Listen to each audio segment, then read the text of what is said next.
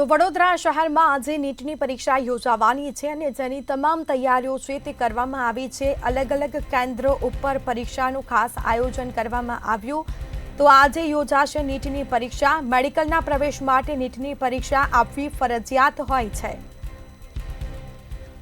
શહેરના વિવિધ 17 સેન્ટર ખાતે આ પરીક્ષા યોજાશે।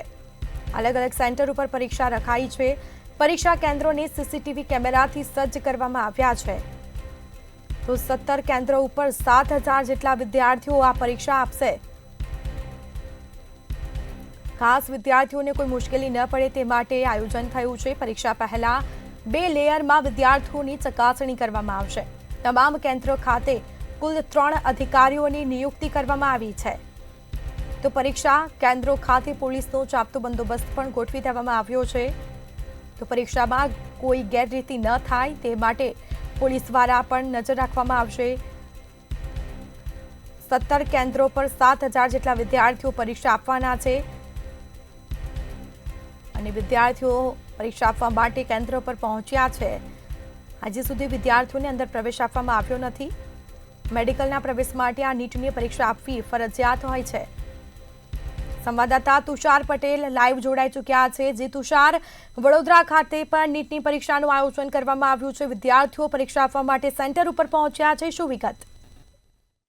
ચોક્કસથી સ્મિતા, જે રીતે ધોરણ 12 વિજ્ઞાન પ્રવાહની પરીક્ષા લેવાઈને હવે નજીકના દિવસોમાં વિદ્યાર્થીઓનું 12મા ધોરણની પરીક્ષાનું પરિણામ આવવાનું છે। પહેલા જ નીટની એટલે કે વિજ્ઞાન પ્રવાહના મેડિકલ ફેકલ્ટીમાં જનારા જે વિદ્યાર્થીઓ છે તેના માટે ખૂબ અગત્યની કહી શકાય તેવી આ નીટની પરીક્ષાનું આયોજન સમગ્ર રાજ્યમાં છે। ત્યારે આજે વડોદરાના વિવિધ 17 જેટલા કેન્દ્રો ઉપર 7000 જેટલા વિદ્યાર્થીઓ નીટની પરીક્ષા આપવાના છે। હાલ જ આ વિદ્યાર્થીઓને અહીંયા પ્રવેશ આપવાનું શરૂ થઈ ગયું છે।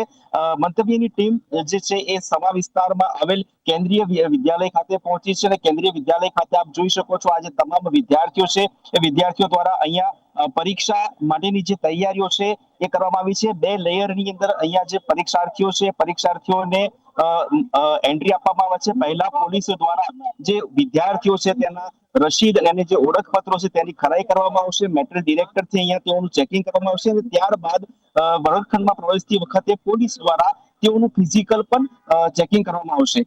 અહીંયા સ્મિતા, મહત્વની વાત એ છે કે નીટની જે પરીક્ષા છે એ વિજ્ઞાન પ્રવાહના વિદ્યાર્થીઓ, ખાસ કરીને જે લોકો તબીબી શાખામાં જવા માંગતા હોય એ વિદ્યાર્થીઓ માટે ખૂબ મહત્વની આ પરીક્ષા છે।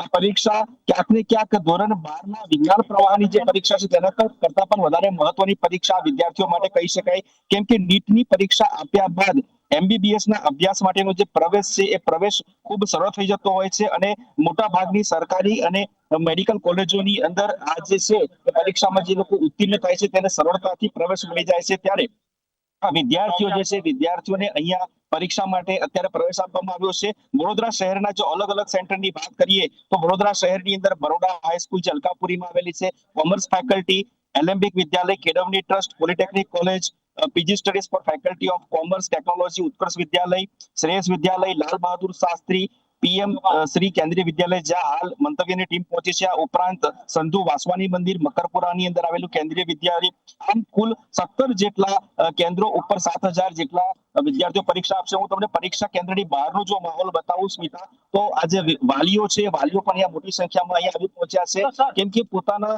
બાળકોની ખૂબ મહત્વની કહી શકાય તેવી આ પરીક્ષા છે। ત્યારે આ તમામ વાલીઓ પણ અહીંયા તેના બાળકોને પરીક્ષા ખંડમાં પ્રવેશ મળે ત્યાં સુધી અહીંયા ઉભા રહેશે અને ત્યારબાદ જ પરીક્ષા શરૂ થશે। અલબત્ત પરીક્ષા શરૂ થવાને હજી ઘણી સમયની વાર છે। બપોરે 2 કલાકે આ પરીક્ષા થવાની છે, પણ નીટના નિયમ પ્રમાણે 2 થી 5 દરમિયાન યોજાનારી આ પરીક્ષાનું 11 વાગે રિપોર્ટિંગ કરવાનું હોય।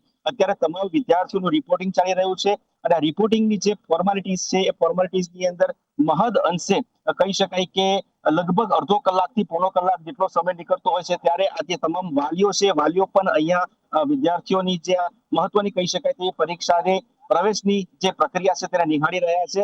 અલબત્ત આ સમગ્ર વિદ્યાર્થીઓ છે એ વિદ્યાર્થીઓ માટે ખૂબ મહત્વની કહી શકાય તેવી આ પરીક્ષા છે। ત્યારે સ્મિતા, વિદ્યાર્થીઓ 12મા ધોરણની સાથે સાથે નીટની પરીક્ષાની પણ તૈયારી કરતા હોય છે અને 2 થી 5 દરમિયાન જે એમનું પેપર છે એ પેપર જ કદાચ આવનારા સમયમાં ભવિષ્યના ડોક્ટરોને તૈયાર કરશે એમ લાગી રહ્યું છે। જી સ્મિતા। બિલકુલ જી તુષાર, તમામ જાણકારી આપવા બદલ આપનો આભાર। તો પરીક્ષા પહેલા 2 લેયરમાં વિદ્યાર્થીઓની ચકાસણી કરવામાં આવતી હોય છે. વિદ્યાર્થીઓ સેન્ટર ઉપર પહોંચ્યા છે, તેઓની ચકાસણી થશે. તમામ કેન્દ્રો ખાતે કુલ 3 અધિકારીઓને નિયુક્ત કરવામાં આવ્યા છે. તો પરીક્ષા કેન્દ્ર ખાતે પોલીસનો ચાપતો બંદોબસ્ત ગોઠવી દેવામાં આવ્યો છે.